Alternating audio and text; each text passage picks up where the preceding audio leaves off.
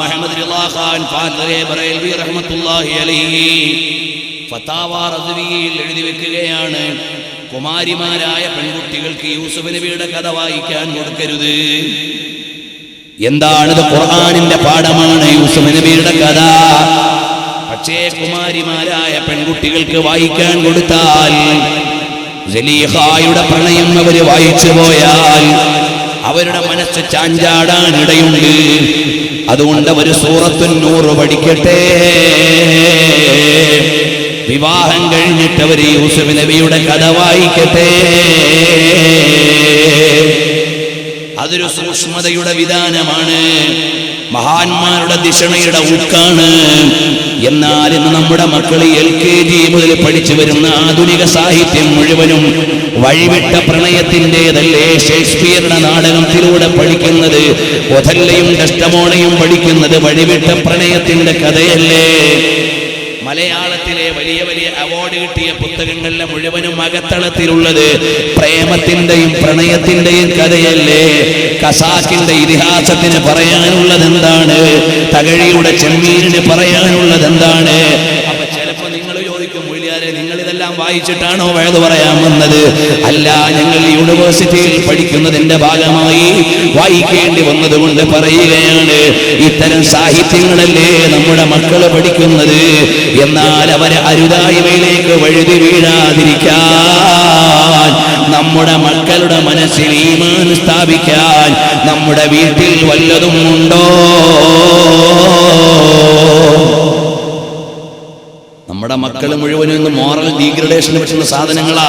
ചാനലിലൂടെയും ബുക്കിലൂടെയും സിലബസിലൂടെയും കോളേജിലൂടെയും higher സെക്കൻഡറിയിലും ഡിഗ്രിയിലും master ലെവലിലും എല്ലാം നമ്മുടെ മക്കളെ പഠിച്ചുകൊണ്ടിരിക്കുന്നത് അരുതായ്മയുടെ അധ്യായങ്ങളിലേക്ക് പ്രചോദനം നൽകുന്നതാ. നമ്മുടെ അക്കാഡമിക് കരിക്കുലങ്ങളിലെ മൂല്യങ്ങളെ കാത്തു സൂക്ഷിക്കാൻ പറയുന്നില്ല. ജീവിതോപാധിക്ക് ആവശ്യമായ ചില നിയമങ്ങളാ പഠിപ്പിക്കുന്നത്. ഇപ്പൊ ചിലര് വിചാരിക്കും നമ്മളിങ്ങനെ മതത്തിന്റെ ആളുകൾ ഭൗതിക വിദ്യാഭ്യാസത്തെ പ്രതിപക്ഷത്തിൽ നിന്നുകൊണ്ട് സംസാരിക്കാറുണ്ട്.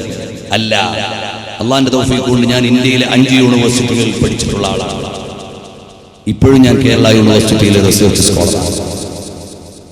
അപ്പോൾ ഭൗതികമായ കലാലയങ്ങളുടെ മുറ്റങ്ങളിൽ നടക്കുന്ന അരുതായ്മയുടെ കൂമ്പാരങ്ങളുടെ നടുവിലേക്കാണ് നിങ്ങളുടെ മോള് രാവിലെ പോണത്. ഈമാനോടെ തിരിച്ചു വരാൻ നിങ്ങൾ എന്താണ് ചെയ്തു കൊടുത്തത്? നിങ്ങളുടെ പൊന്നുമോൻ സന്ധ്യാസമയങ്ങളിൽ കവലകളിൽ നിന്ന് കമന്റ് അടിക്കുകയാണ്. രാവിലെ അതാ കുറെ ചെറുപ്പക്കാര് ബസ് സ്റ്റോപ്പിൽ കാത്തു നിൽക്കുകയാണ്. രാവിലെ ബസ് കയറാൻ വരുന്ന സ്കൂൾ കുട്ടികളെ ഒന്ന് കണ്ട് സമാധാനിക്കാനാണ്. ഇതുപോലെ വില കുറഞ്ഞ വിനോദങ്ങളുടെ ലോകത്തെ സമുദായത്തിന്റെ മക്കളില്ലേ കൂട്ടുകാരാ? ഈ ജീവിതം അങ്ങനെ അമ്മാനമാടി കളയാനുള്ളതല്ല.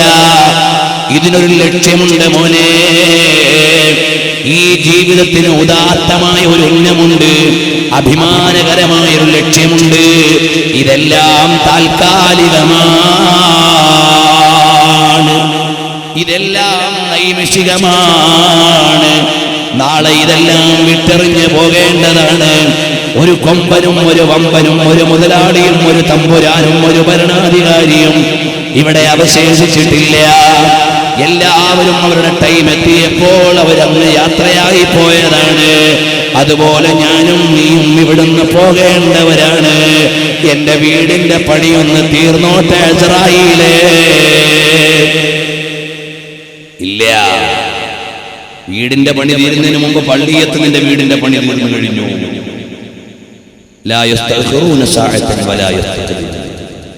എന്റെ മൂത്ത മോളെ ഒന്ന് കെട്ടിച്ചു കണ്ടോട്ടെ. ഇല്ല, അല്ലാഹു സുബ്ഹാനഹു വ തആല നിശ്ചയിച്ച സമയത്തിയാല് എന്റെ ഭാര്യ ഒരു പൊന്നോമന കുഞ്ഞിനെ അതാ പള്ളിയിലെത്തിയിട്ട് 9ാമത്തെ മാസം ഞാനൊന്ന് കണ്ടോട്ടെ. ഇല്ല. അങ്ങനെ എത്രയെത്ര പുതുമാരന്മാര് ലോകത്തോട് വിട പറഞ്ഞു. എത്രയെത്ര നവവധുക്കളും നവവരന്മാരും ലോകത്തോട് വിട പറഞ്ഞു പോയി. അള്ളാഹുവിന്റെ നിശ്ചയിച്ച സമയം അങ്ങ് എത്തിക്കഴിഞ്ഞാൽ, അള്ളാഹു നിശ്ചയിച്ച സമയം അങ്ങെത്തിയാൽ എന്നെയും നിങ്ങളെയും നിന്നെ ബാക്കിയാക്കുന്നതല്ല. അതുകൊണ്ട് ഈ താൽക്കാലികമായ ദുനിയാവിന്റെ പളപളപ്പിലും മേനിമിടിപ്പിലും തുടിപ്പിലും ഇടിപ്പിലും ചലനത്തിലും വഞ്ചിക്കപ്പെടാതെ പാരത്രികമായ ലോകത്തിന്റെ വിധാനത്തേക്കല്ലേ മോനെ ചിന്തിക്കേണ്ടത്. അതാ മഹാന്മാരുടെ ആലോചനകൾ മുഴുവനും അവിടെയാണ്. ബഹുമാനപ്പെട്ട സയ്യിദുനാ അബ്ദുല്ലാഹി ഇബ്നു സുബൈർ റളിയല്ലാഹു അൻഹു യാത്രയായില്ലേ. വരട്ടെ മദ്ഹബിന്റെ ഇമാമുകളിൽ ഒന്നാമനായ മഹാനായ സയ്യിദുനാ ഇമാമുൽ അഅ്ലം അബൂ ഹനീഫ റളിയല്ലാഹു അൻഹു. ആരാണ് അബൂ ഹനീഫ തങ്ങൾ? ആരാണ്? ലോകത്തുള്ള മുഴുവൻ പണ്ഡിതന്മാരും മിൻ ഇയാലി അബീ ഹനീഫ. അബൂ ഹനീഫ റളിയല്ലാഹു അൻഹുവിന്റെ കുടുംബക്കാരാണ്. ശാഫിഈ ഇമാം തങ്ങൾ മാലികി ഇമാം തങ്ങളോട് ചോദിച്ചു, ബഹുമാനപ്പെട്ട അബൂ ഹനീഫ തങ്ങളെ കുറിച്ച് എന്താണ് പറയാനുള്ളത്? ഈ നിൽക്കുന്ന തൂണ് സ്വർണമാണെന്ന് അബൂ ഹനീഫ വാദിച്ചാൽ ഞാൻ ഗണ്ണിക്കാൻ പോവില്ല. അത് സ്ഥിരപ്പെടുത്താൻ മാത്രമുള്ള ബുദ്ധിയുള്ള മഹാനാണ്. ബുദ്ധിയുടെ കേന്ദ്രമാണ് ഇമാമുൽ അഅ്ലം അബൂ ഹനീഫ. സാധുവായ ഞാൻ അബൂ ഹനീഫ തങ്ങളെ കുറിച്ച് കോഴിക്കോട് കടപ്പുറത്ത് സംസാരിച്ച 6 മണിക്കൂർ CD ഉണ്ട്. അതിൽ വിശദമായി ഗ്രന്ഥങ്ങൾ ഉദ്ധരിച്ച് പറഞ്ഞിട്ടുണ്ട്. വരട്ടെ ആ മഹാനായ ഇമാമുൽ അഅ്ലം അബൂ ഹനീഫ റളിയല്ലാഹു അൻഹു ആരാണ്? ഗവൺമെന്റ് പറഞ്ഞു അബൂ ഹനീഫ ഇമാം തങ്ങളോട് ജഡ്ജിയാകാൻ. അബൂ ഹനീഫ തങ്ങൾ പറഞ്ഞു എനിക്കാവൂല. കാരണം രാജാക്കന്മാരുടെ ഇംഗിതത്തിനനുസരിച്ച് ഫത്വ കൊടുക്കാൻ എന്നെ കിട്ടൂല. ഞാൻ അല്ലാഹുവിന്റെ ദീനിനനുസരിച്ചല്ലാതെ ഫത്വ കൊടുക്കാൻ പറ്റൂല. രാജാക്കന്മാരുടെ താല്പര്യത്തിനനുസരിച്ച് ഫത്വ ഇറക്കാൻ എന്നെ കിട്ടൂല. അബൂ ഹനീഫ ഇമാം തങ്ങൾ ആരാണ്? കോടിക്കണക്കിന് അനുയായികളുള്ള പണ്ഡിതനാണ്. അബൂ ഹനീഫ തങ്ങളെ ചാട്ടവാറുകൊണ്ട് അടിച്ചില്ലേ.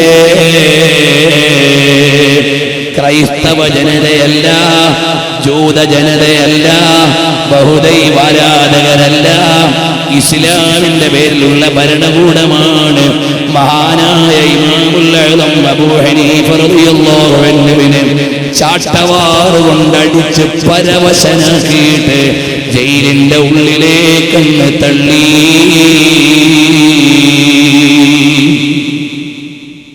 മറിക്കൂ മോനെ താരീഖ് ബഗ്ദാദ് എഴുതുന്നു ഖതീബുൽ ബഗ്ദാദി. മറിക്കൂ മോനെ അഖ്ബാറു അബീ ഹനീഫ. വായിക്കൂ മഹാനവറുകളുടെ ചരിത്രം. ആ മഹാനായ ഇമാമുൽ അഅ്ലം റളിയല്ലാഹു അൻഹുവിനെ ഇപ്പോഴും ഒന്ന് പോയി നോക്കുമോനെ. പരിസരം മുഴുവനും ബോംബ് വീണ് പൊടിപൊടിയായി കിടക്കുമ്പോഴും അബൂ ഹനീഫ റളിയല്ലാഹു അൻഹുവിന്റെ മഖ്ബറയ്ക്കൊരു കേടും വന്നിട്ടില്ല. ഞങ്ങൾ ബഗ്ദാദിലെ അഅ്ലമിയിൽ ചെല്ലുമ്പോൾ പരിസരം മുഴുവനും ബോംബ് കൊണ്ട് തകർന്നു കിടക്കുന്നുണ്ട്. അവിടുത്തെ കൊച്ചുമക്കൾ കുറെ ഞങ്ങളുടെ വാഹനത്തിന്റെ അടുക്കലേക്ക് വന്നു.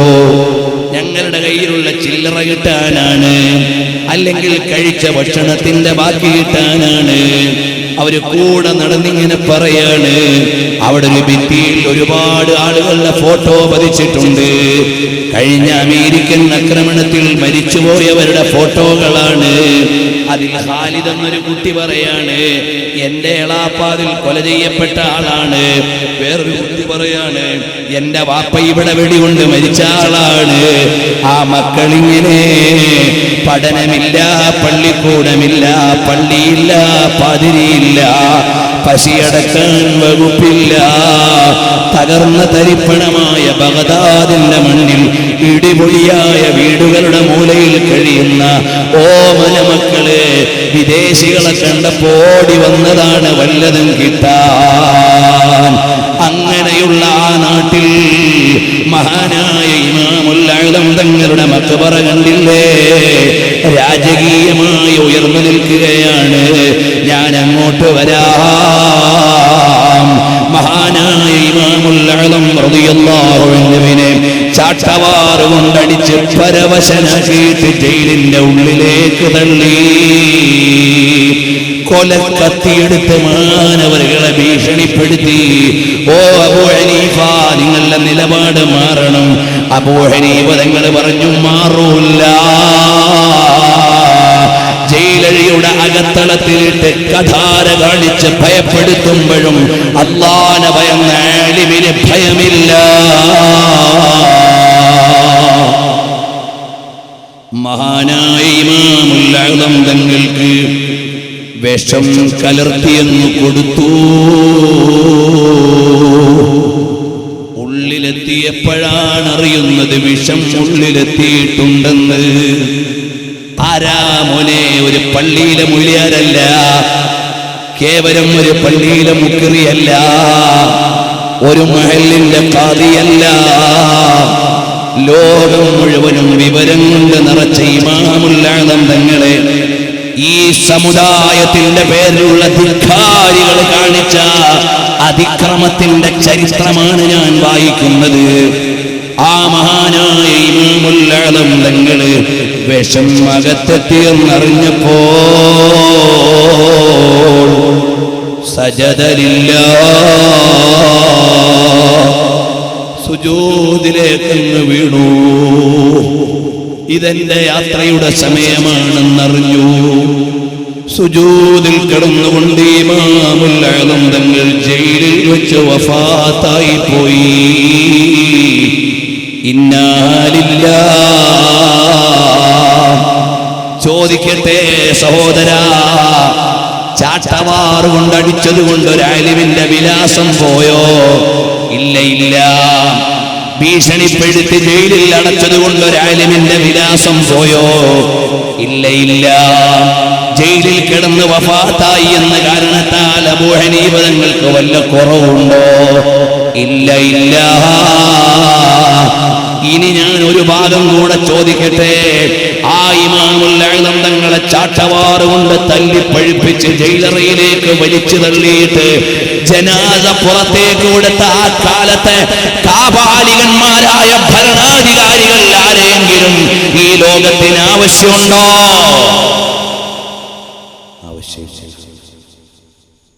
അപ്പോൾ മഹാന്മാരായ ഇമാമുകളെ മുഴുവനും കൽത്തുറുങ്കിലടച്ച ധിക്കാരികളായ ഭരണാധികാരികൾ അന്ന് കൊട്ടാരത്തിൽ ജീവിച്ചവരാ, സപ്രപഞ്ചങ്ങളിൽ കഴിഞ്ഞവരാ, വെപ്പാട്ടികളെ വെച്ചവരാ. ആ രാജ്യത്ത് ചലിക്കണമെങ്കിൽ അവർ ഓർഡർ ഇടണമായിരുന്നു. എല്ലാം പോയി ഗുസർ ഗയാ, ഹം തോ ഭീ ഭൂൽ ഗയാ. നമ്മളെ മറന്നു കളഞ്ഞു, ലോകം അവഗണിച്ചു. ഊതിക്കാച്ചിയ പൊന്നു പോലെ മഹാനായ ഇമാമുൽ അഅ്ലം തങ്ങൾ ഉയർന്നു നിൽക്കുക. കേരളത്തിൽ എത്ര ഹനഫി പള്ളികൾ, തമിഴ്നാട്, കർണാടക, മധ്യപ്രദേശ്, ആന്ധ്രാപ്രദേശ്, ബീഹാർ, ഗുജറാത്ത്, ഹരിയാന, ഉത്തരാഖണ്ഡ്, ജാർഖണ്ഡ്, ഡൽഹി, അങ്ങനെ പോയാൽ ഇന്ത്യ മഹാരാജ്യത്ത് കേരളം ഒഴികെ ഭൂരിപക്ഷം വരുന്ന പ്രദേശങ്ങളിലും ഹനഫി മദ്ഹബുകാരാ. അബൂ ഹനീഫ ഇമാം തങ്ങൾ കൈകെട്ടാൻ പറഞ്ഞതുപോലെ കെട്ടിയിട്ട് നിസ്കരിക്കുന്നവരാണ്. അബൂ ഹനീഫ ഇമാം തങ്ങൾ അത്തഹിയ്യാത്ത് ഓതാൻ പറഞ്ഞ പോലെ ഓതണോല. അബൂ ഹനീഫ ഇമാം റളിയല്ലാഹു അൻഹു പഠിപ്പിച്ചതുപോലെ ഓതു എടുക്കുന്നവരാ. അബൂ ഹനീഫ ഇമാം റളിയല്ലാഹു അൻഹു പറഞ്ഞതുപോലെ ജീവിക്കുന്നവരാണ്. അതല്ലേ മോനെ ആലിമീങ്ങളുടെ വിലാസം.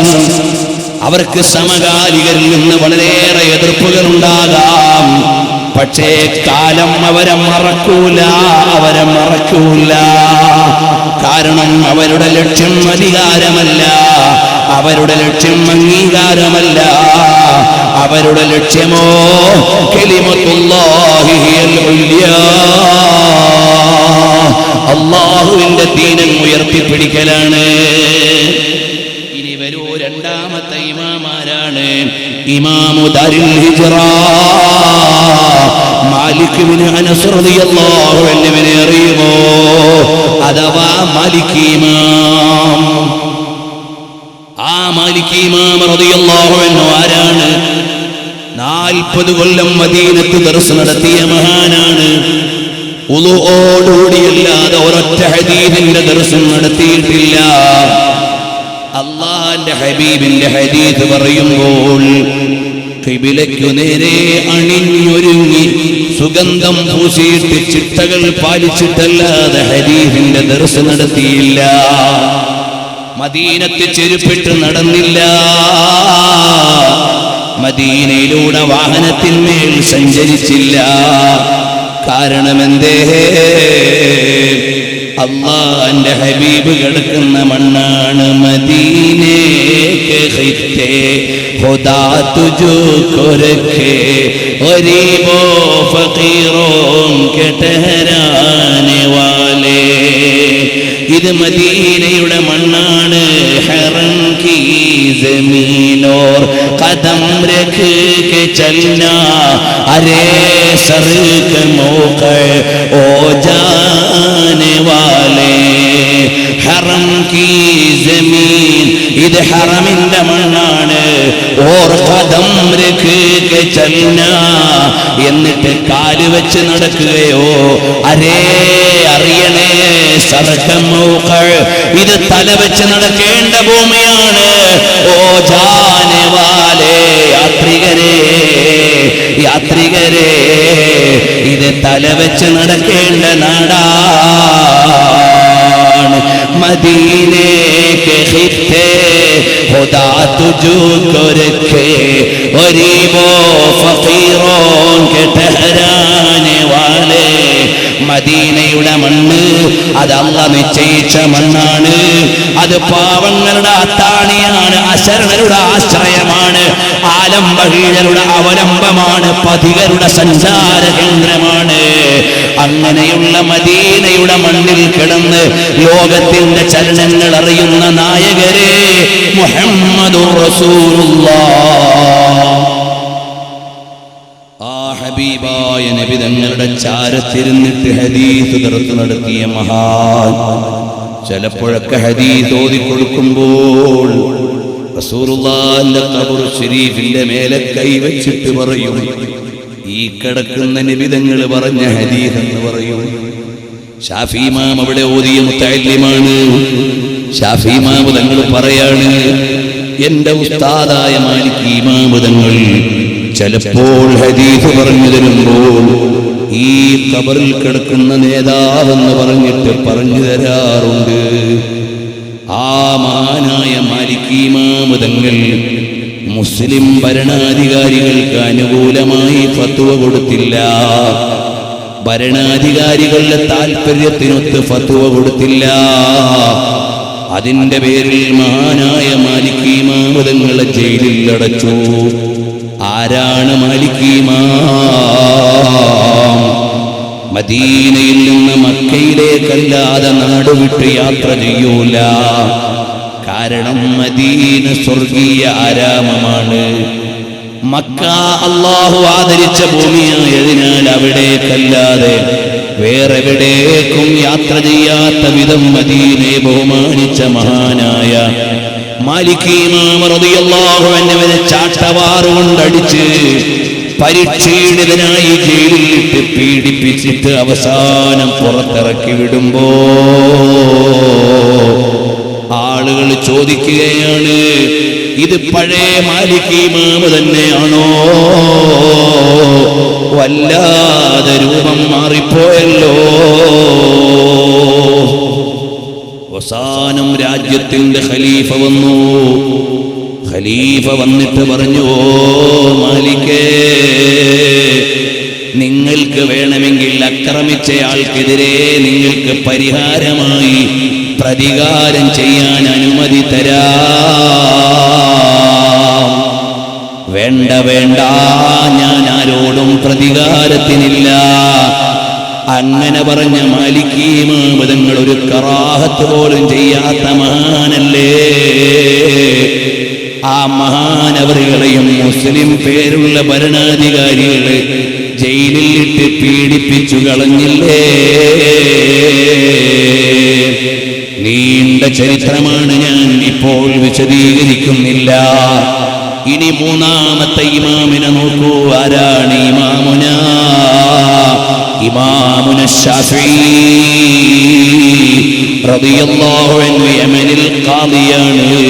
ബഗ്ദാദിലേക്ക് ഖലീഫ വിളിപ്പിച്ചു. ആരോപണങ്ങൾ മുസ്ലിം ഭരണാധികാരികൾ ശാഫി ഇമാം തങ്ങൾക്കെതിരെ ആരോപണം നടത്തി. രാജ്യദ്രോഹിയാണെന്ന് ചില ആളുകൾ പോയി ഖലീഫയ്ക്ക് പറഞ്ഞു കൊടുത്തു. ആരാ? 10ാമത്തെ വയസ്സിൽ അല്ലാഹുവിന്റെ ഹബീബ് സല്ലല്ലാഹു അലൈഹി വസല്ലം തങ്ങളുടെ 10,000-കണക്കിന് ഹദീസ് പഠിച്ച മഹാനാണ് ഇമാമുന ശാഫിഈ തങ്ങൾ. 7ാമത്തെ വയസ്സിൽ ഖുർആൻ മനഃപാഠമാക്കിയ മഹാൻ, ഒരു കറാഹത്തും ചെയ്യാത്ത മഹാൻ. 10ാം വയസ്സിൽ റസൂലുള്ളാഹിനെ സ്വപ്നത്തിൽ കണ്ടിട്ട് തുപ്പുനീര് നാവിൽ വാങ്ങിയെന്ന് ഇമാം ബൈഹഖി മനാഖിബുൽ ഇമാം ശാഫിഈ എഴുതിയിട്ടുണ്ട്. അങ്ങനെയെല്ലാമുള്ള ഇമാമുന ശാഫിഈ റളിയല്ലാഹു അൻഹുവിനെ ബഗ്ദാദിലെ ഭരണാധികാരിയുടെ കോട്ടകൊത്തളത്തിലേക്ക് കൊണ്ടുവന്നു. ശാഫിഈ ഇമാം റളിയല്ലാഹു അൻഹു നല്ല തന്റെ ഇടത്തോടെ കടന്നു ചെല്ലുകയാണ്. അവിടുത്തെ അധരങ്ങൾ ചലിക്കുന്നുണ്ട്, ചുണ്ടുകൾ മന്ത്രിക്കുന്നുണ്ട്. റബീഅ റളിയല്ലാഹു അൻഹു അപ്പുറത്ത് നോക്കി നിൽക്കുകയാണ്. റബീഅ റളിയല്ലാഹു അൻഹു നോക്കി നിൽക്കുമ്പോൾ ശാഫിഈ ഇമാം തങ്ങളെ കൊല്ലാൻ ശാഫിഈ ഇമാം റളിയല്ലാഹു അൻഹുവിനെ കൊല ചെയ്യാനാണ് വിളിച്ചു വരുത്തിയത്. പക്ഷേ ശാഫിഈ ഇമാം റളിയല്ലാഹു അൻഹുവിന്റെ അധരങ്ങൾ മന്ത്രിക്കുന്നുണ്ട്. കൊല്ലാൻ വിളിച്ച രാജാവ് അറിയാതെ ചാടിയങ്ങ് എഴുന്നേറ്റ് പോയി. ക്ഷേമാന്വേഷണം നടത്തിയിട്ട് മഹാനവറുകളെ തിരിച്ചങ്ങ് വിടുമ്പോൾ റബീഅ റളിയല്ലാഹു അൻഹു വന്നിട്ട് ചോദിച്ചു, ഇമാം അവറുകളെ, അവിടുന്ന് മന്ത്രിച്ചത് എന്തായിരുന്നു? അല്ലാഹുവിലേക്ക് കാവൽ തേടിയിട്ട് മന്ത്രം ചൊല്ലി വന്ന മഹാൻ. ഞാൻ പറഞ്ഞു വരുന്നത് മുസ്ലിങ്ങൾ തന്നെ ഒറ്റിക്കൊടുത്തിട്ട് ശാഫിഈ ഇമാം തങ്ങൾ എന്ന ഒരു കറാഹത്തും ചെയ്യാത്ത മഹാനെ അതാ കോട്ടകൊത്തളത്തിലേക്ക് രാജാവിന്റെ മുമ്പിൽ ഹാജരാക്കിയില്ലേ? ശാഫിഈ ഇമാം എത്ര വലിയ മഹത്വമുള്ള നേതാവാണ്. ഇനി 4ാമത്തെ മദ്ഹബിന്റെ ഇമാം ആരാണ്? ഇമാം അഹ്മദ് ബിൻ ഹംബൽ അശ്ശൈബാനി റളിയല്ലാഹു അൻഹു. ഖുർആൻ സഹ്സിയാണെന്ന് വാദിക്കാത്തതിന്റെ പേരിൽ, മുസ്ലിമിന്റെ പേരിലുള്ള ഭരണകൂടമല്ലേ അഹ്മദ് ബിൻ ഹംബൽ റളിയല്ലാഹു അൻഹുവിനെ ചാട്ടവാറുകൊണ്ട് അടിച്ചടിച്ചടിച്ച് മഹാനവറുകളുടെ തുണിയങ്ങ് അഴിഞ്ഞു പോകാൻ നേരെ ഒരൊറ്റ വിളിയാണ്, അല്ലാഹുവേ എന്നെ അയ്ബാക്കല്ലേ അല്ലാഹ്. 2 കൈ വന്നിട്ട് മഹാനായ അഹ്മദ് ബിൻ ഹംബൽ തങ്ങളുടെ തുണിയങ്ങ് താങ്ങി. അഹ്മദ് ബിൻ ഹംബൽ തങ്ങളെ അടിച്ച് പരവശനാക്കിയിട്ട് ജയിലിൽ കൊണ്ട് കിടത്തി. ആ മഹാനായ അഹ്മദ് ബിൻ ഹംബൽ തങ്ങളെ വീട്ടിൽ നിസ്കരിച്ചു കൊണ്ടിരിക്കുകയായിരുന്നു. മുസ്ലിം ഗവൺമെന്റിന്റെ പട്ടാളം വന്നു. നിസ്കാര സലാം വീട്ടാൻ അവസരം നൽകിയില്ല. മഹാനവറുകളുടെ കാലിലേക്ക് ചങ്ങലയിട്ട് കയ്യിൽ വിലങ്ങിട്ട് അതാ ഒരു കുതിരയുടെ പുറത്തേക്ക് മാറ്റിയിട്ട് അതിവേഗം കൊണ്ടുപോകുമ്പോൾ അഹ്മദ് ബിൻ ഹംബൽ തങ്ങൾ പറയാണ്, 2 പ്രാവശ്യം ഞാൻ വീഴാനായി പോയി.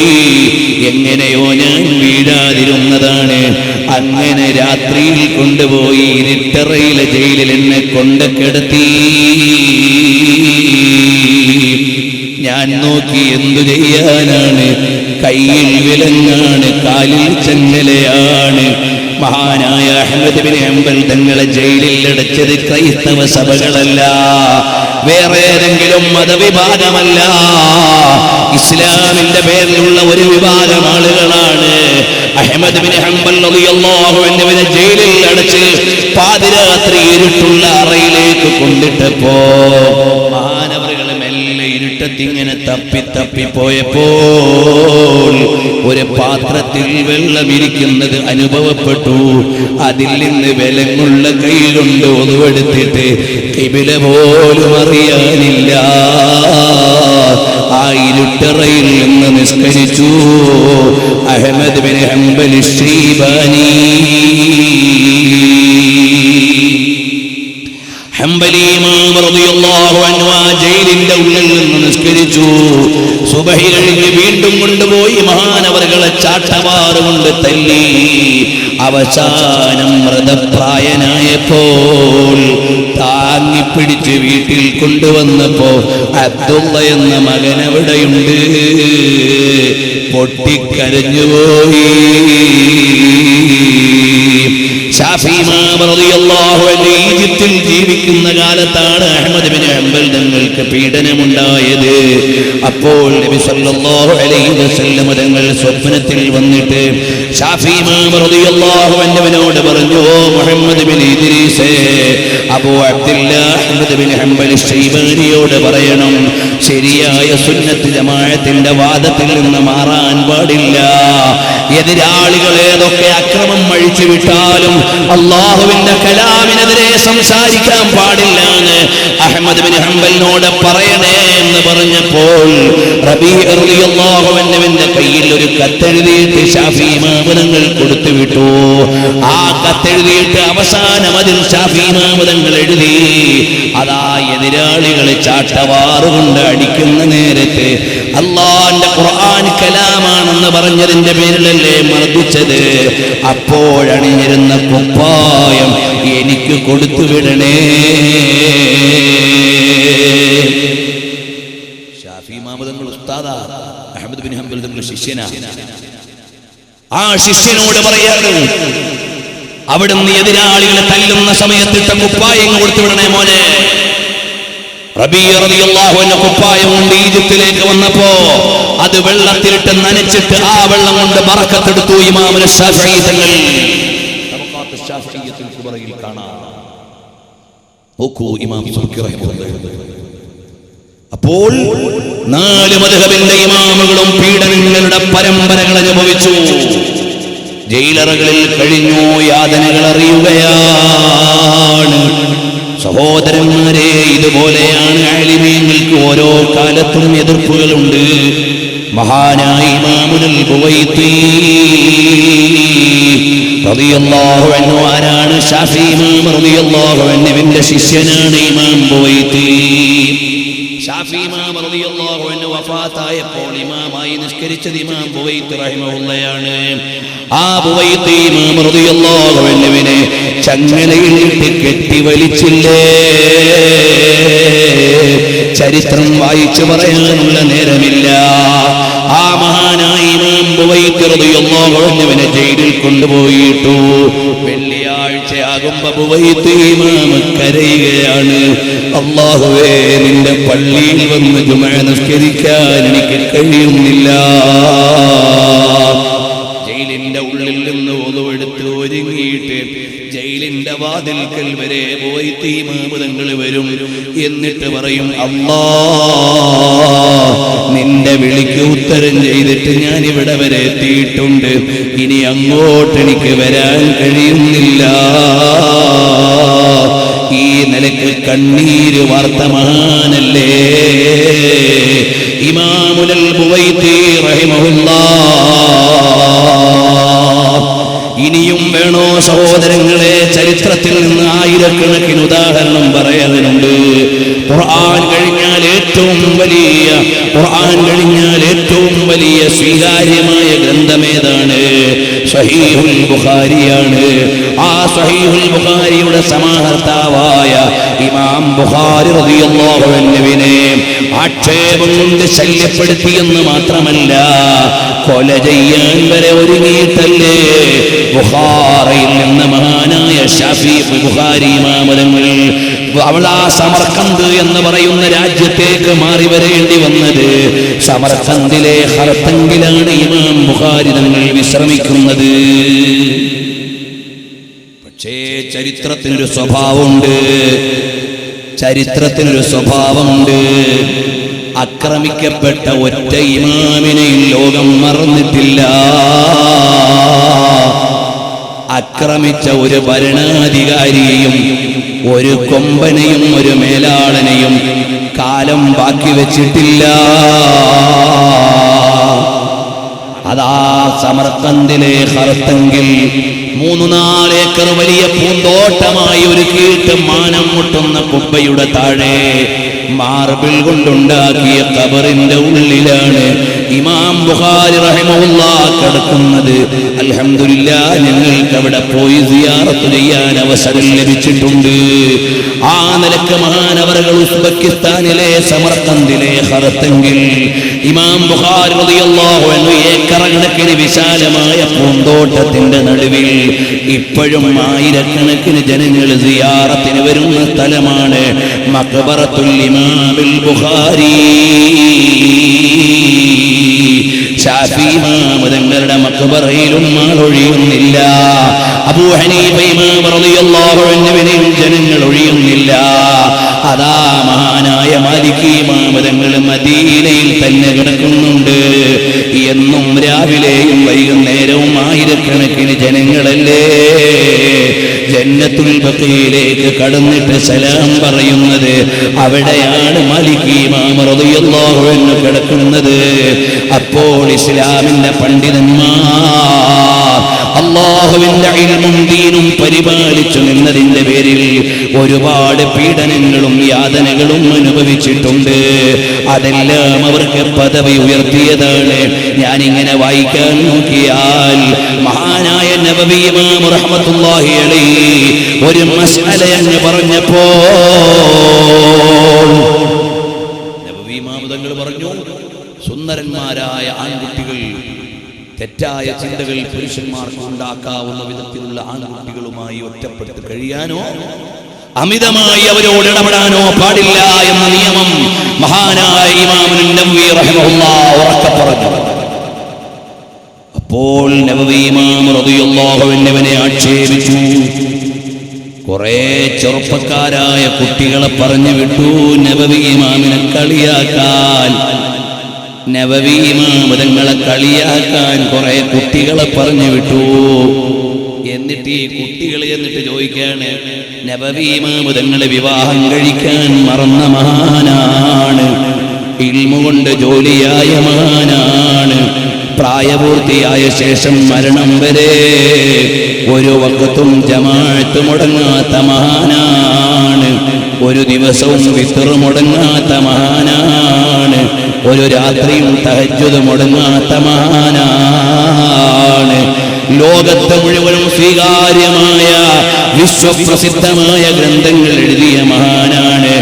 ആ മഹാനായ ഇമാം നബവി റഹിമഹുല്ലാഹ് ചെറുപ്പക്കാരായ കുട്ടികൾ വന്ന് കളിയാക്കിയപ്പോ നബവി ഇമാം തങ്ങളൊരൊറ്റ നോട്ടമാണ്. കളിയാക്കാൻ വന്ന കുട്ടികളുടെ മുഖത്തെ മാംസം ഉരുകി ഒലിക്കും പോലെ ഒലിച്ചുപോയി എന്ന് ചരിത്രം പറഞ്ഞില്ലേ? ആ നബവി ഇമാം തങ്ങളെയും വെറുതെ വിട്ടില്ല, സുബ്കി ഇമാം തങ്ങളെ വെറുതെ വിട്ടില്ല, കൊല്ലാൻ കൊണ്ടുപോയില്ലേ?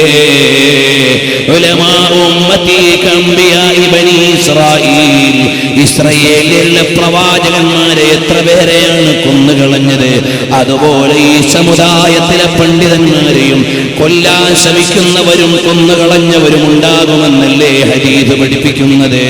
എന്റെ സാധാരണക്കാരായ ജനങ്ങളെ, അതുകൊണ്ട് നമ്മൾ നല്ല ഈമാനോടെ ജീവിക്കണം. ഹഖായ ദീനിൽ ജീവിക്കാൻ വളരെ വലിയ പ്രയാസമാണ്.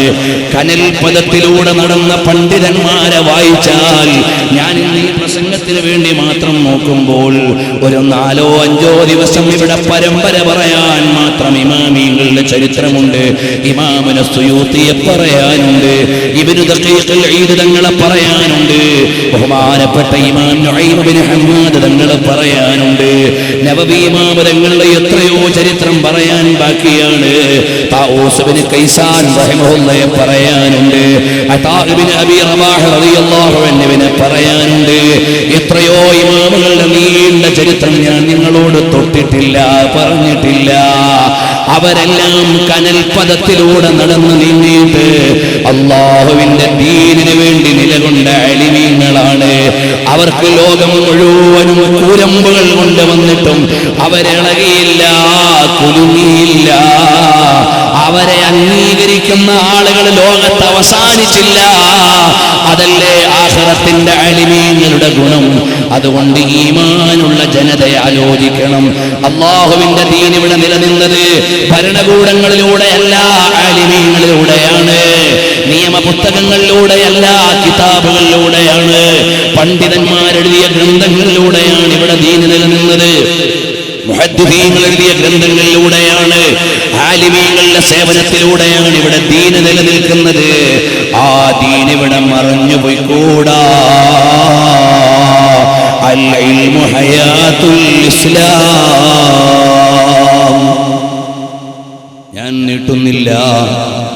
എന്റെ ഉമ്മ പെങ്ങന്മാരോട് എനിക്ക് വിനയത്തോടെ ഒന്ന് പറയാനുണ്ട്. പെങ്ങളെ, ഈ സമുദായത്തിലെ സഹോദരിമാര് ഇന്ന് തെരുവോരങ്ങളിൽ ഉറഞ്ഞു തുള്ളിയിട്ട് അല്ലാഹനെ മറക്കുന്നൊരു കാലമാണ്.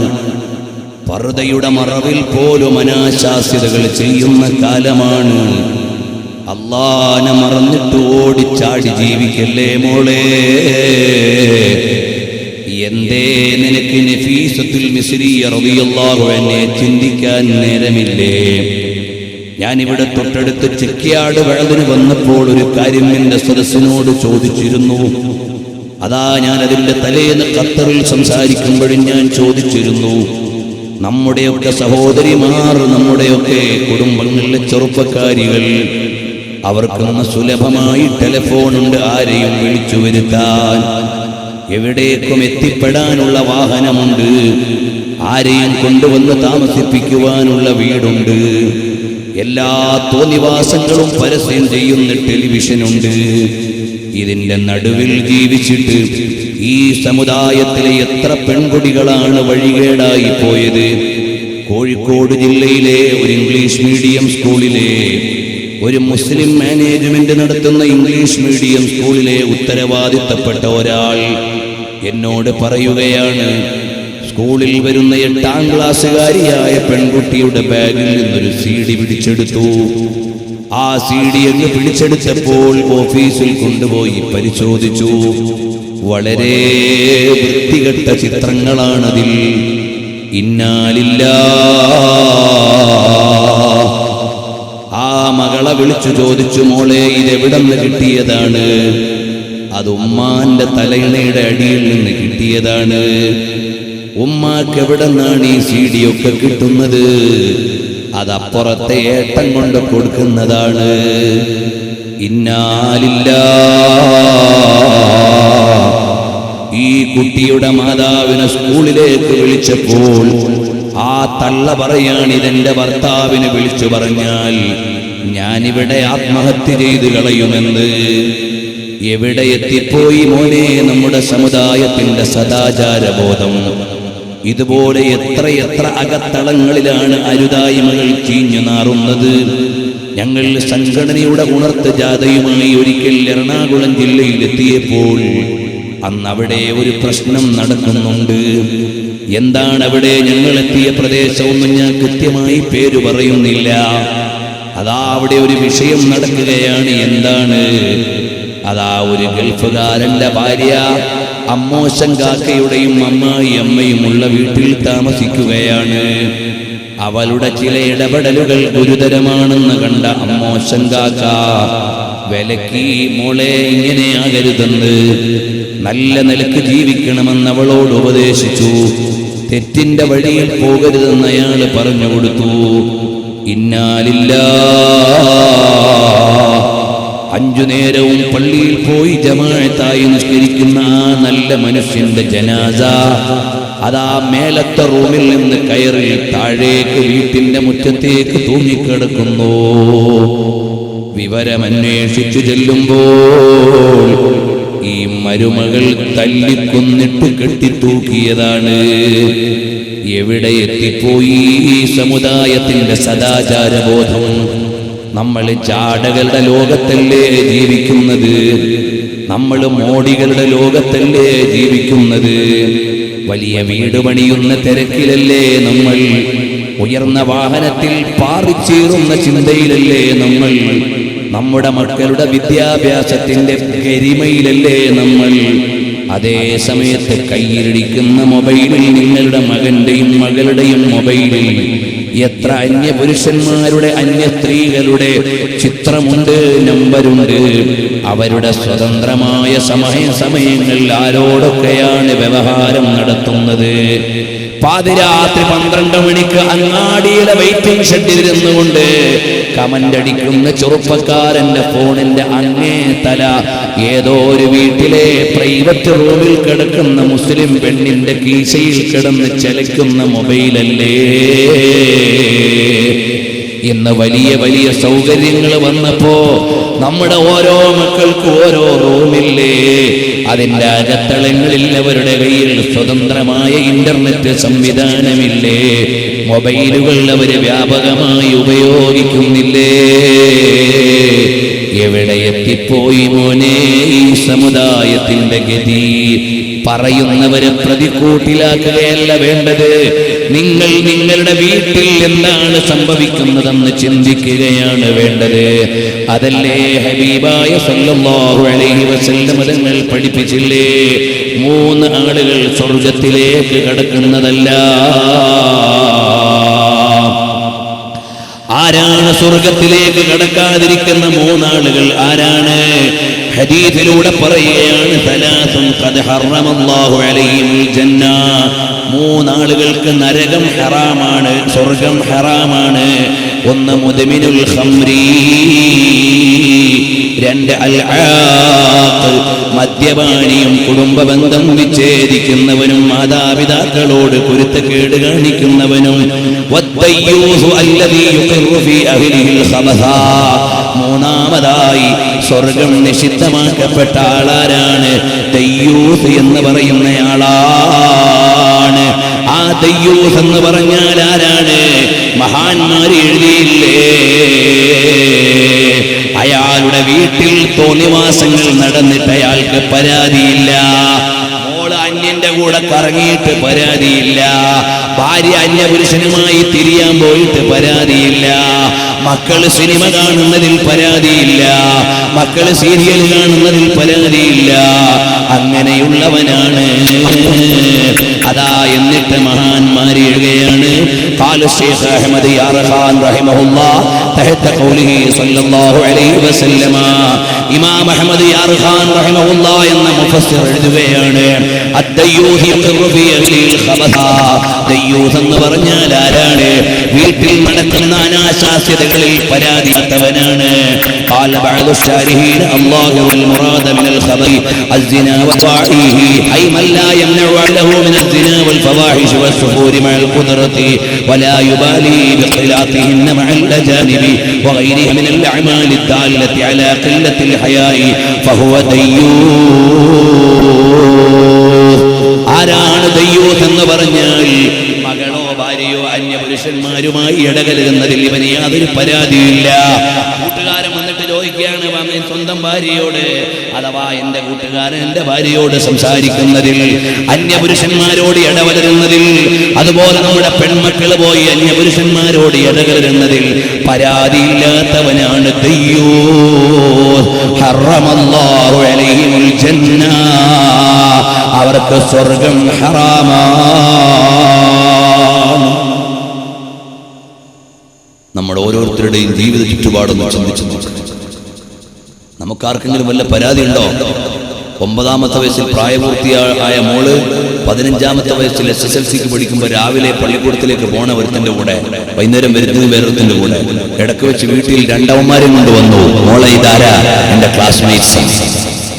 അവർക്ക് ചായയും കൊടുത്തു വിടുന്ന സംസ്കാരം ഈ സമുദായത്തിൽ വന്നുപോയില്ലേ?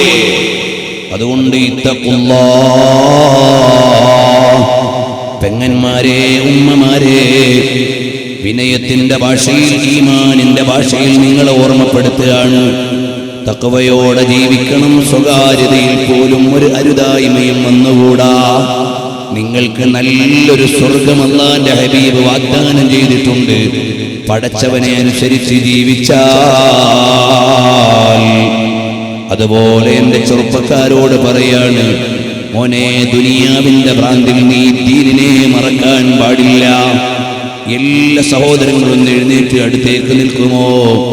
ഞാൻ എൻ്റെ സംസാരം അവസാനിപ്പിക്കുകയാണ്. നമ്മുടെ ആലിമീങ്ങൾ ആരാണ്? അവരുടെ ബുദ്ധി കൊണ്ടവർ കച്ചവടത്തിന് പോയെങ്കിൽ അംബാനിയെ വെല്ലുന്ന മുതലാളിയാകാൻ പറ്റുന്ന ബുദ്ധിമാന്മാരാണ്. പക്ഷേ അവരാ ബുദ്ധി അല്ലാഹുവിന്റെ ദീനിനാണ് ഉപയോഗിച്ചത്. അവർക്കുള്ള സംഘടനാ ശക്തി കൊണ്ട് അവർ പ്രവർത്തിച്ചെങ്കിൽ അവർ പ്രധാനമന്ത്രിയാകാൻ പറ്റുന്ന സംഘടനാ കഴിവുള്ളവരാണ്. പക്ഷേ അവരതിലേക്ക് തിരിയാതെ അവർക്ക് കിട്ടിയതെല്ലാം അല്ലാഹുവിന്റെ ദീനിനു വേണ്ടി ചെലവഴിച്ചവരാണ്. നമ്മുടെ ആലിമീങ്ങൾ ആരാണ്? അവരെങ്ങാനും രാഷ്ട്രീയത്തിൽ വന്നിരുന്നെങ്കിൽ പ്രധാനമന്ത്രിയാകാൻ കഴിവുള്ള ബുദ്ധിയുള്ളവരാണ്, തന്റെ ഇടമുള്ളവരാണ്, സംഘടനാ പാടവം ഉള്ളവരാണ്. നിങ്ങൾ ആലോചിച്ചു നോക്കിയേ സഹോദരാ, ഇവിടുത്തെ രാഷ്ട്രീയക്കാര് ലോകരാഷ്ട്രങ്ങൾ സന്ദർശിക്കുന്നുണ്ട്. അത് നമ്മുടേതാകുന്ന ഗവൺമെന്റിന്റെ പൈസ ചെലവഴിച്ചിട്ടാണ്. വലിയ സമ്പന്നന്മാരോ അവരുടെ സമ്പത്ത് ഉപയോഗിച്ച് ലോകം കാണാൻ പോകുന്നുണ്ട്. അതേ സമയത്ത് ആലിമീങ്ങളോ അവരുടെ കർമ്മം കൊണ്ട് നേടിയ യോഗ്യത കൊണ്ടാണ് അവർ ലോകം മുഴുവനും കടന്നു ചെന്ന് അല്ലാഹുവിന്റെ ദീനിനു വേണ്ടി പ്രവർത്തിക്കുകയാണ്. അവര് അമേരിക്കയിൽ പോയത് തലസ്ഥാനം കാണാനല്ല, അവര് ബ്രിട്ടനിൽ പോയത് രാജ്യം കണ്ടു വരാനല്ല, അവര് ഈജിപ്തിൽ പോയത് പിരമിഡ് കാണാനല്ല. അവരെവിടെ പോയാലും അവരുടെ ലക്ഷ്യം അല്ലാഹുവിന്റെ ദീനിന്റെ പ്രചരണമാണ്, ഇൽമിന്റെ പ്രചരണമാണ്, ആലിമീങ്ങളുടെ സേവനമാണ്. ഈ നിലക്ക് നിറഞ്ഞു നിൽക്കുന്ന ആലിമീങ്ങൾ നമുക്കുണ്ട്. അവർക്കെതിരെ പലവിധേനയുള്ള ആരോപണങ്ങളും വരാം. അത് ഇമാമീങ്ങൾക്ക് വന്ന ആരോപണമാണ്. സുബ്കി ഇമാമിനെതിരെ വൃത്തികെട്ട ആരോപണം പറഞ്ഞവരുണ്ട്. സുബ്കി ഇമാം തങ്ങൾ വളരെ സൂക്ഷ്മതയോടെ ജീവിച്ച മഹാനാണ്. ഇമാമുൽ ശാദുലി തങ്ങൾക്കെതിരെ മോശമായ ആരോപണങ്ങൾ പറഞ്ഞവരുണ്ട്. പക്ഷേ ശാദുലി ഇമാം തങ്ങൾ വലിയൊരു തരീഖത്തിന്റെ നേതാവാണ്, വലിയ പണ്ഡിതനും സൂഫിയുമാണ്. അപ്പോൾ നമ്മൾ ആലിമീങ്ങളെ ബഹുമാനിക്കണം. ഒരു ആലിമിനെയും ചീത്ത പറയാൻ പാടില്ല, ഒരു സയ്യിദിനെയും ചീത്ത പറയാൻ പാടില്ല, അഹ്ലു ബൈത്തിൽപ്പെട്ട ഒരാളെയും നിന്ദിക്കാൻ പാടില്ല, ഒരാളെയും നിസാരപ്പെടുത്താൻ പാടില്ല. വലിയ ഖാദി ഖുറാത്തായ ഒരാളാണെങ്കിലും അഹ്ലു ബൈത്തിൽപ്പെട്ട ചെറിയൊരു കുട്ടിയെ കണ്ടാൽ ബഹുമാനിക്കണം. കാരണം ഇത് ഹബീബിന്റെ പേരക്കുട്ടിയാണ്. ഒരു സയ്യിദിനെയും ചീത്ത പറയാൻ പാടില്ല, ഒരു സയ്യിദിനെയും ആക്ഷേപിക്കാൻ പാടില്ല, ഒരു മഹാനെയും നിങ്ങൾ കുറ്റം പറയാൻ പാടില്ല, ഒരു ആലിമിന്റെയും മാംസം തിന്നാൻ പാടില്ല. അല്ലാഹുവിനെ ഓർത്ത് ജീവിക്കണം. ഏതോ ചില ആളുകൾ പറയുന്നത് കേട്ട് സോഷ്യൽ നെറ്റ്വർക്കുകളിൽ അടിമപ്പെട്ടുകൊണ്ട് നീ ഒരു ആലിമിനെയും ചീത്ത പറയാൻ നിൽക്കണ്ട. നീ ഇവിടെ കമന്റ് പറയുന്ന നേരത്ത് ആ ആലിമ് സഹീഹുൽ ബുഖാരി ഓതുകയാണ്, ദർസ് നടത്തുകയാണ്. എടാ, നീ ഒരു പൊട്ടനായി എന്നല്ലാതെ ആ ആലിമ് അല്ലാഹുവിലേക്ക് അടുക്കുന്ന അമല് ചെയ്യുകയാണ്. നീ ഒരു ആലിമിനെ ചീത്ത പറയുന്ന നേരത്ത് ആ ആലിം ഒരുപക്ഷേ അല്ലാഹുവിന് വേണ്ടി സുജൂദിലാണ്, തഹജ്ജുദിലാണ്, ഖുർആൻ പാരായണത്തിലാണ്, അല്ലാഹുവിന്റെ ദീനിനു വേണ്ടിയുള്ള യാത്രകളിലാണ്. നീ ആക്ഷേപിച്ചിട്ട് നിന്റെ ആഖിറം കേടുവരികയല്ലാതെ ആലിമീങ്ങളുടെ സ്ഥാനം നഷ്ടമാവൂല. അവര് ദുനിയാവിലെ സ്വർഗത്തിന് നിൽക്കുന്നവരല്ല, അവരാഖിറത്തിൽ സ്വർഗം പണിയുന്നവരാണ്. അതുകൊണ്ട് അവർക്ക് ഒരാളുടെ ആക്ഷേപവും വിഷയമല്ല. ലം യഖ്ശ ലൗമത ലായിമിൻ ഫീ ദിൽ ഉലാ, ഒരാക്ഷേപവും അവരെ ബാധിക്കൂല. അവര് ധൈര്യത്തോടെ മുന്നേറുന്നവരാണ് ആലിമീങ്ങൾ. അതുകൊണ്ട് ഞാനും നീയും വേണ്ടതെന്താണ്? ഇവിടെ ദീൻ നിലനിൽക്കണമെങ്കിൽ ആലിമീങ്ങൾ വേണം. പൈസ കൊണ്ട് മാത്രം ദീൻ നിലനിൽക്കൂല, അധികാരം കൊണ്ട് ദീൻ നിലനിൽക്കൂല, ഇൽമു കൊണ്ടല്ലാതെ ഇവിടെ ദീൻ നിലനിൽക്കൂല. ആ ഇൽമിന്റെ സേവകരായി നമ്മൾ മാറണം. ആലിമീങ്ങളാകാൻ നമ്മൾ ശ്രമിക്കണം. മുതഅല്ലിമീങ്ങളായി മക്കളെ അയക്കാൻ നമ്മൾ ശ്രമിക്കണം. അതൊന്നുമില്ലെങ്കിൽ നീ ദീനിന്റെ മുഹിബ്ബാകണം, മുതഅല്ലിമീങ്ങളുടെ സേവകനാകണം, ആലിമീങ്ങൾക്ക് സേവകനാകണം. എൻ്റെ ഉമ്മമാരെ, നൊന്തുപെറ്റ ഓമനമോൻ നാളെ സ്വർഗത്തിൽ പോകുന്ന ആലിമാകണമെങ്കിൽ ഇപ്പോഴേ അവരെ പഠിപ്പിക്കണേ ഉമ്മ. ശാഫി ഇമാമിന്റെ ഉമ്മാക്ക് കിട്ടിയ ഭാഗ്യം ലോകത്തൊരു രാജാവിന്റെ ഉമ്മയ്ക്കും കിട്ടിയിട്ടില്ല, ഒരു ഡോക്ടറുടെ ഉമ്മയ്ക്കും കിട്ടിയിട്ടില്ല, ഒരു എഞ്ചിനീയറുടെ ഉമ്മയ്ക്കും കിട്ടിയിട്ടില്ല, ഒരു അംബാനിമാരുടെ മാതാവിനും കിട്ടിയിട്ടില്ല. ശാഫി ഇമാം റളിയല്ലാഹു അൻഹുവിന്റെ ഉമ്മ എത്ര വലിയ ഭാഗ്യവതിയാണ്. കാരണം ഇപ്പോൾ ശാഫി ഇമാം തങ്ങളെ അനുസരിച്ചുകൊണ്ടല്ലേ നമ്മൾ നിസ്കരിക്കുന്നത്, ശാഫി ഇമാം പഠിപ്പിച്ച നിലക്കല്ലേ നമ്മൾ തഹയ്യാത്ത് ഓതിയത്, ഷാഫി ഇമാം തങ്ങളെ പഠിപ്പിച്ച രീതിയിലല്ലേ ഖുനൂത്ത് ഓതിയത്, ഷാഫി ഇമാം പഠിപ്പിച്ച നിലക്കല്ലേ കൈകെട്ടി ഇശാ നിസ്കരിച്ചിട്ട് വന്നത്. ആ ഷാഫി ഇമാമിനെ പിൻപറ്റുന്ന കോടാനുകോടി ജനങ്ങളില്ലേ, ആ വലിയ ഇമാമിന്റെ ഉമ്മയ്ക്ക് എത്ര വലിയ ഭാഗ്യമാണ്. അതുപോലെ ഒരു ഉമ്മയ്ക്കും ഇവിടെ ഭാഗ്യം കിട്ടിയോ? അതുകൊണ്ട് ഞാനും നിങ്ങളും നമ്മുടെ മക്കൾ ആലിമീങ്ങളാകണമെന്ന് ചിന്തിക്കണം, സ്വാലിഹീങ്ങളാകണമെന്ന് ചിന്തിക്കണം, തഖ്വയോടെ ജീവിക്കണം. എല്ലാത്തിലും ഉപരി റസൂലുള്ളാഹ് സ്വല്ലല്ലാഹു അലൈഹി വസല്ലം തങ്ങളെ മഹബ്ബത്ത് വെക്കണം. ആ റസൂലുള്ളാഹിനെ ഒരു തവണയെങ്കിലും ഒന്ന് മനാമിൽ കാണണം. അല്ലാഹുവേ, ഹബീബായ നബി തങ്ങളെ ഒരു തവണയെങ്കിലും ഒന്ന് മനാമിൽ കാണണം. സുയൂത്തി ഇമാം റളിയല്ലാഹു അൻഹു പറയാണ്, 70-ലേറെ തവണ ഞാൻ റസൂലുള്ളാഹിനെ കണ്ടിട്ടുണ്ട്. എൻ്റെ പ്രിയമുള്ള പെങ്ങന്മാരെ, നസീബത്ത് ബിൻത് കഅബ് റളിയല്ലാഹു അൻഹാ ഉഹദിന്റെ രണാങ്കണത്തിൽ അല്ലാഹുവിന്റെ ഹബീബിന് കാവലായി നിന്നിട്ട് ഇബ്നു ഖുമാ എന്ന ധിക്കാരി കുന്തം കൊണ്ട് തോളത്ത് ആഴത്തിൽ കുത്തിയപ്പോ നിലത്തേക്കങ്ങ് വീണുപോയില്ലേ മോളെ? ഒരു കൊല്ലം ചികിത്സിച്ചിട്ടല്ലേ ആ മുറിവ് മാറിയത്. ആ മുറിവ് പറ്റി കിടക്കുമ്പോഴും ആ ഉമ്മ മകനോട് പറയുന്ന, മോനെ റസൂലല്ലാഹ് എന്നെ നോക്കാതെ റസൂലുള്ളാഹിക്ക് സേവനം ചെയ്യുമോനെ. ഇത് പറഞ്ഞ മഹദി അവരുടെ പിൻഗാമികളായല്ലേ നമ്മൾ ജീവിക്കേണ്ടത്. ഞാൻ നിർത്തുന്നു. മഹാനായ റബീഉ ഇബ്നു ഖിറാശ് റളിയല്ലാഹു അൻഹു ഞാൻ എൻ്റെ വേദികളിൽ ഒരുപാട് തവണ പറഞ്ഞ മഹാനാണ്. വല്ലാത്തൊരു ഭാഗ്യവാൻ തന്നെ റബീഉ ഇബ്നു ഖിറാശ് റളിയല്ലാഹു അൻഹു. ആരാണ്? ബുഖാരി ഇമാം തങ്ങളുടെ ഉസ്താദാണ്, മുസ്ലിമുൻ നൈസാബൂരിയുടെ ഉസ്താദാണ്, അബൂ ഈസ തിർമിദി തങ്ങളുടെ ഉസ്താദാണ്, അബ്ദുറഹ്മാൻ നസായി തങ്ങളുടെ ഉസ്താദാണ്, അബൂ ദാവൂദ് തങ്ങളുടെ ഉസ്താദാണ്, ഇബ്നു മാജ റഹിമഹുള്ളയുടെ ഉസ്താദാണ്. 6 ഹദീസിന്റെ ഉസ്താദുമാരുടെയും പരമ്പരയിൽപ്പെട്ട മഹാനാണ് റബീഉ ഇബ്നു ഖിറാശ് റളിയല്ലാഹു അൻഹു. മഹാനവറുകൾ ജീവിതകാലത്ത് ചിരിച്ചിട്ടില്ല. വഫാത്തായപ്പോൾ ജനാസ കടന്ന് ചിരിക്കുകയാണ്.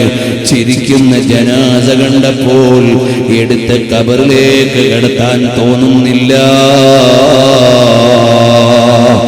അപ്പോഴാണ് സഹോദരാ ഒരശരീരി ഉയരുകയാണ്. അല്ലാഹുവിന്റെ ഹബീബിന്റെ ഖബറിൽ കാത്തു നിൽക്കുന്നുണ്ട്, റസൂലുള്ള ഖബറിൽ കാത്തു നിൽക്കുന്നുണ്ട്. എൻ്റെ ജനാസ ഇവിടെ വെച്ചേക്കല്ലേ. ഉടനെ ജനാസ എടുത്ത് ഖബറിലേക്ക് കിടത്തുകയാണ്. ആലോചിച്ചു നോക്കുമോനെ, റസൂലുള്ളാഹിനെ കാണുന്ന ഖബറാണെങ്കിൽ കല്ലറയല്ല, മണിയറയാണ്. മണ്ണറയല്ല സ്വർഗമാണ്. ആ റസൂലുള്ളാഹിനെ ഒരുപാട് തവണ മനാമിൽ സ്വപ്നത്തിലൊന്ന് കണ്ടിട്ട് കണ്ണ് കുളിർക്കേ ഒന്ന് കാണാൻ ഭാഗ്യം നൽകണേ റഹ്മാനേ. എല്ലാ ഇമാമികളും റസൂലുള്ളാഹിനെ കണ്ടിട്ടുണ്ട് മോനെ. ഹബീബായ നബി തങ്ങളെ കാണാത്ത ഒരു ഇമാമും ഇല്ല. ഞാനത് നൂറുകണക്കിന് സീഡികളിൽ പറഞ്ഞിട്ടുണ്ട്. ഹബീബിന്റെ സൗന്ദര്യം 14 മണിക്കൂർ ഞാൻ സംസാരിച്ചിട്ടുണ്ട്. ഇത് പറയുന്നത് നിങ്ങൾ അത് വാങ്ങി കേൾക്കുമ്പോൾ എനിക്ക് ആഖിറത്തിൽ ഹബീബിന്റെ അടുക്കുന്നൊരു സ്നേഹം കിട്ടാനാണ്. പ്രിയമുള്ളവരെ, ഉമ്മമാരെ, സ്വലാത്ത് ദായിമാക്കണം. ദിവസേന രാവിലെയും വൈകുന്നേരവും ഒരു 10 വീതം സ്വലാത്ത് ചൊല്ലിയാൽ നബിതങ്ങളുടെ ശഫാഅത്ത് കിട്ടുമെന്ന് ഹദീസിലില്ലേ. അല്ലാഹുവേ, നിങ്ങൾക്കത് ദായിമാക്കാനുള്ള തൗഫീഖ് നൽകണേ അല്ലാഹ്. രാവിലെയും വൈകുന്നേരം ഒരു 10 സ്വലാത്ത് വീതം ചൊല്ലിയാൽ ഹബീബായ നബിതങ്ങളുടെ ശഫാഅത്ത് കിട്ടും. അങ്ങനെ ഹബീബിലേക്കൊന്ന് ചേരാൻ സാധുക്കളായ ഞങ്ങൾക്ക് മഹബ്ബത്ത് നൽകണേ അല്ലാഹ്. മദീനയിലെത്തിക്കണേ അല്ലാഹ്. മദീനത്തെ മണ്ണായി ഞങ്ങളങ്ങ് മാറിയിരുന്നെങ്കിൽ എത്ര വലിയ ഭാഗ്യമാണ്. ഹബീബായ നബി തങ്ങൾ കിടക്കുന്ന മണ്ണല്ലേ. അടുത്തതാ ഒരു മലയാളി പെണ്ണ് എഴുതിയ കവിത വായിച്ചപ്പോ ഞെട്ടിപ്പോയി. ഞാൻ മദീനത്തെ ഒരു കാറ്റായിരുന്നെങ്കിൽ റസൂലുള്ളാഹിന്റെ ശരീരം ഒന്ന് തഴുകി തടകാമായിരുന്നല്ലോ. ഞാനൊരു അറാക്ക് മരമായിരുന്നെങ്കിൽ ആ കൊമ്പ് റസൂലുള്ളാഹിന്റെ വായിൽ കിടന്നിങ്ങനെ കളിക്കുമായിരുന്നല്ലോ. എത്ര വലിയൊരു ഭാഗ്യമായിരുന്നേനെ. ഞാനൊരു ചെരുപ്പായിരുന്നെങ്കിൽ റസൂലുള്ളാഹിന്റെ കാലിന്റെ അടിയിൽ ഇങ്ങനെ കിടന്ന് നടക്കാമായിരുന്നല്ലോ. ഞാനൊരു വസ്ത്രമായിട്ട് റസൂലുള്ളാഹിക്ക് അണിയാൻ കിട്ടിയിരുന്നെങ്കിൽ ആ പൂമേനിയിൽ ചേർന്നൊന്ന് കിടക്കാമായിരുന്നല്ലോ.